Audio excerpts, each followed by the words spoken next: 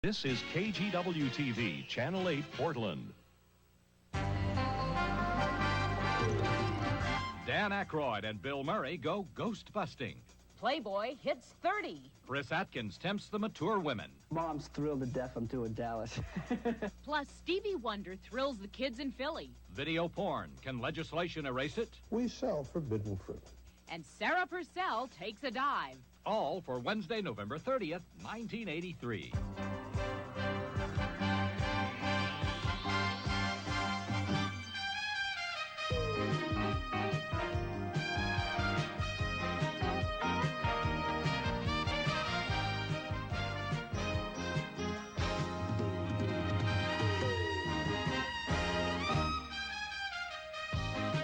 Hello, everyone. I'm Ron Hendrick. And I'm Mary Hart. It's not often you hear about $1 million movie set, but then again, it's not often you have a $30 million movie budget. Gene Wolfe has the story.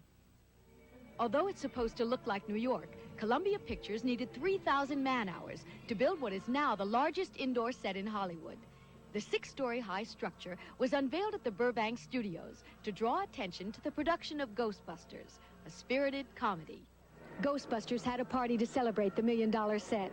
But what people really came to see is Dan Aykroyd and Bill Murray, two guys who can make people laugh and who haven't worked together since Saturday Night Live. We have a lot of bad blood to get out from those days that we're enjoying. Yeah, we have a lot of catching up. It's really been a lot of fun to work together. And I don't want to get corny and emotional, but could you cut the camera for a second? Ghostbusters began production last month in New York, with the goal being an early June release date, earlier than the film was originally scheduled to reach the theaters, in order to get a head start at the box office a few weeks before the biggest show of the summer, the Olympic Games. I think the Olympics will be competition to all films, to all other entertainment at that time. I think we'll win. No, I think we'll be a nice change from the Olympics. Some athletic ghost catching. I think as long as they don't make us take any kind of hormone test or anything like that, we'll be competitive. Gene Wolfe, Entertainment Tonight. Remember those deadly dull high school assemblies where everybody fell asleep except the guy on stage talking about citizenship? Well, times have changed, at least at Philadelphia's Overbrook High School. Barbara Howard took a look at yesterday's assembly on her way to a concert. For 23 years, Stevie Wonder has been expressing brotherly love through his music.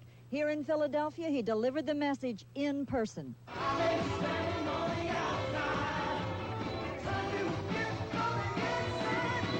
Before appearing at the Valley Forge Music Fair, Wonder paid a surprise visit to an area high school. And then it was on to local radio and television stations, where he shared his pride in having helped to establish a national holiday for Martin Luther King.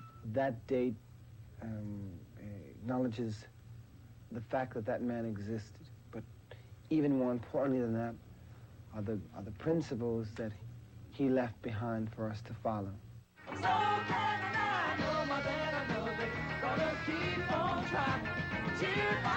Barbara Howard, Entertainment Tonight.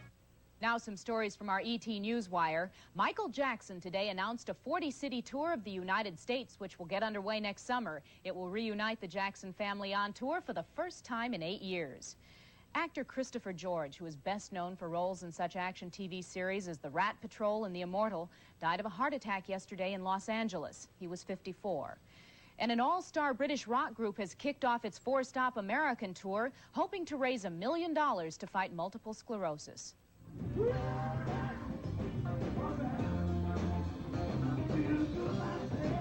Joe Cocker, Eric Clapton, and Andy Fairweather Lowe are among 14 top British rock musicians on a 4-city U.S. tour which started in Dallas Monday night. It's a benefit to help bassist Ronnie Lane raise money to provide MS victims with pressurized oxygen treatments, which have helped him recover from the disease. If it worked for me, I see no reason why it can't work for everybody. And I want to publicize this thing and let people know that maybe life isn't quite as hopeless as what it appears to be.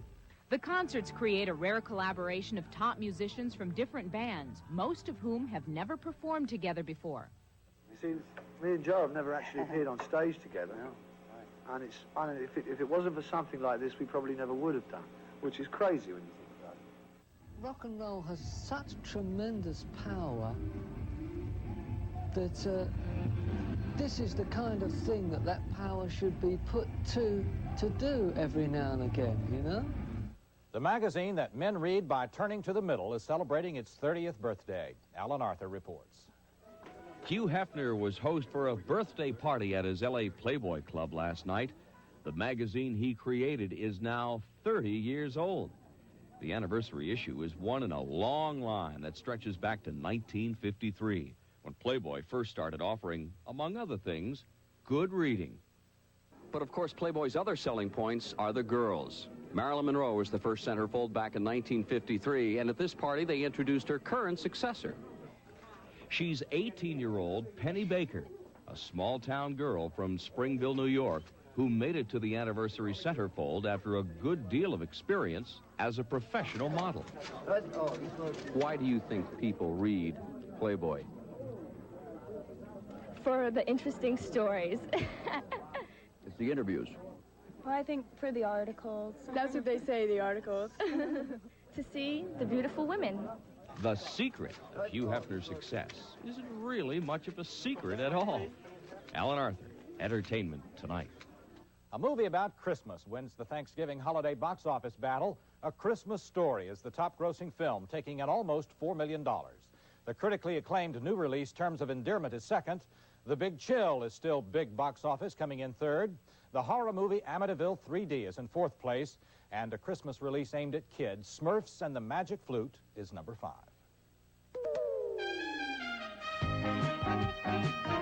Coming up next, Chris Atkins. He's making the move from movies to TV and keeping his clothes on, too. And Video Porn, Part 3, a News Scan special report. Pornographers and critics agree on one thing: it's not for children.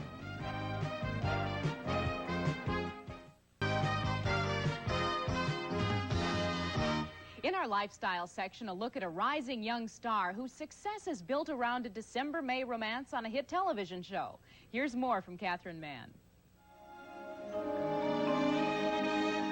At age 18, Christopher Atkins made a big splash in the Blue Lagoon by wearing nothing but a loincloth. He then exposed even more of himself for a Playgirl layout. And in his current film, A Night in Heaven, Atkins continues to reveal more of himself to audiences. You seem to have a bit of a reputation for taking your clothes off. I'm getting good at it, huh? Now, how do you feel about that at this Oh, point? Mom's thrilled to death I'm doing Dallas. Because? Because I came to keep my clothes on for once. She's going, good, Chris. Atkins made the unusual switch from movies to television and made his series debut on Dallas fully clothed. He has a 22-episode contract. Listen, you know, you really don't have to do this. Through a lot of eyes, it's you know, kind of a daring shot, you know, because as far as Hollywood goes, a lot of times people will think that it's taken a step down. But for me, I didn't see it that way because I am young. I mean, I'm young in the business, that's what I mean. And it's only been a few years, and I got a lot to learn. I mean, I've got an awful lot to learn. A little friendlier and we'll have it. Chris? With Linda Gray as his teacher, Atkins will be learning fast. They've been instructed to make the sexual energy strong, and that's what they're doing. Atkins is half her age. I always thought I, on film-wise, looked too young to play opposite an older woman. I always looked like you know, looked like I'm 17 or something. You know, I'm 22 years old, and so that was very strange. And for me personally, to make that transition, to be able to get those parts, is very, very good for me. You know, as far as my acting career goes. Do you think an older woman, younger man relationship can work? I think it's fun. I think it's very exciting, and I think it's really quite a wild sort of fantasy. You know, sure. Why not? I think it would work. Okay. I mean, I haven't tried it, so I wouldn't know, but...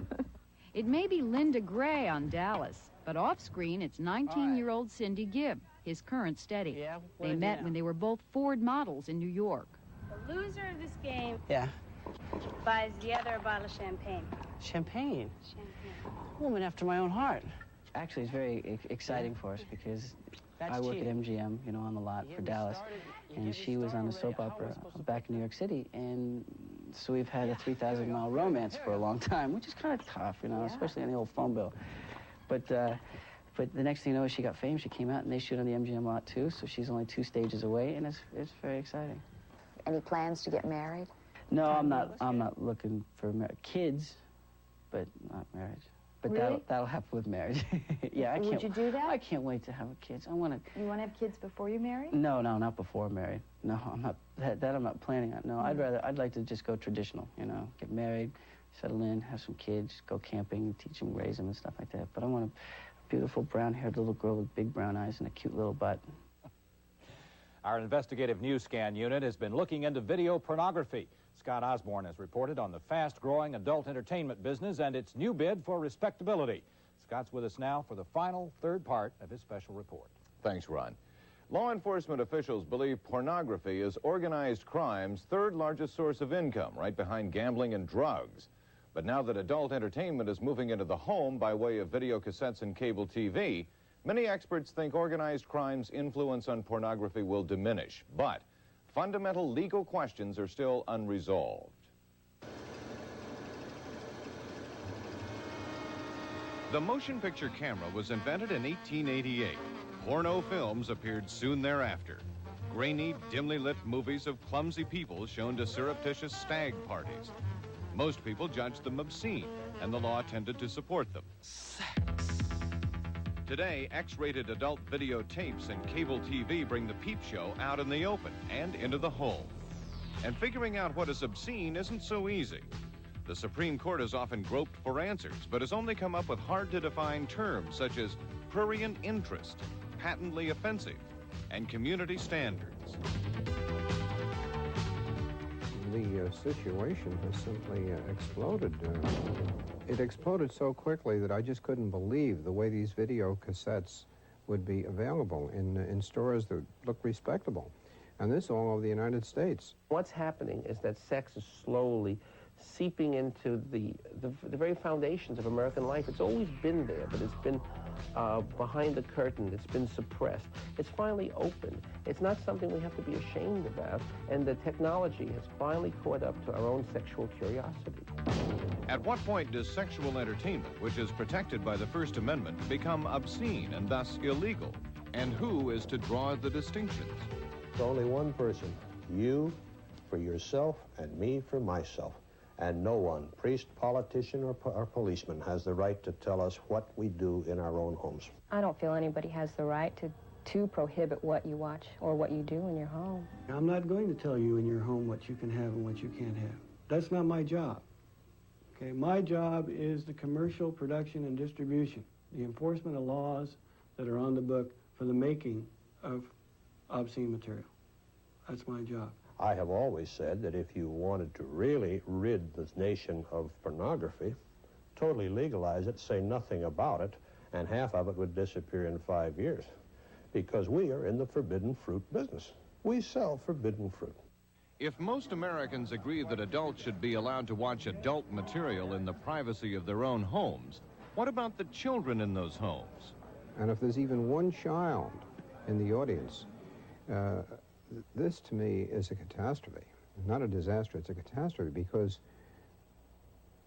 viewing a film of this nature can change that whole child's life. Mom and Dad are out at the grocery store, off at a party somewhere, and the little one turns the TV on and is sitting there watching the most vulgar, dirty, filthy scenes possible right on the screen. It cannot help but have a very degrading effect on that child. Parents don't have to subscribe to a pay television service if they're concerned the child may have access to it. If they do choose to subscribe, I think parental guidance, parental control of the child, monitoring what he's watching is the best goal. It's much more preferable, in my view, than having somebody tell you that you can't show it at all. Lock boxes enable parents to close off cable channels offering adult material, and even video porn proponents endorse the devices. I have a 9-year-old son.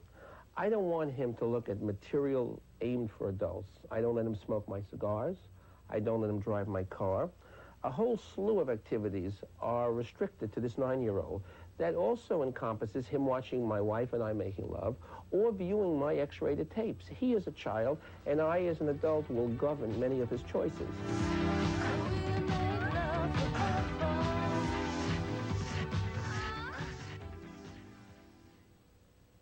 Two states, California and New York, have passed laws requiring cable operators to make TV lock boxes available at low cost to subscribers who order adult entertainment services. Those laws take effect next year. On tomorrow's show, Paul McCartney remembers the early days of the Beatles. And this weekend, only on Entertainment This Week, we'll meet the people behind the music in Barbra Streisand's Yentl.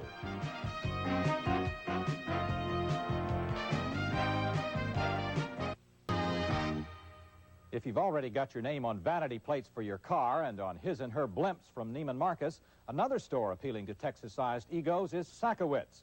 It offers a Christmas gift to yourself, your own autobiography written by a ghostwriter. You'll receive 100 copies of the book, including pictures and gold lettering on the cover. Hope you've had an interesting life, though. The price for the package is $63,000. Ooh, only 63? Ron and I will be back with you again tomorrow for the latest news, including Michael Jackson's New York press conference. And we'll profile actor John Lithgow, one of the stars of the new film Terms of Endearment. For now, though, we're going to say goodbye with another look at Stevie Wonder. Enjoy. Bye-bye.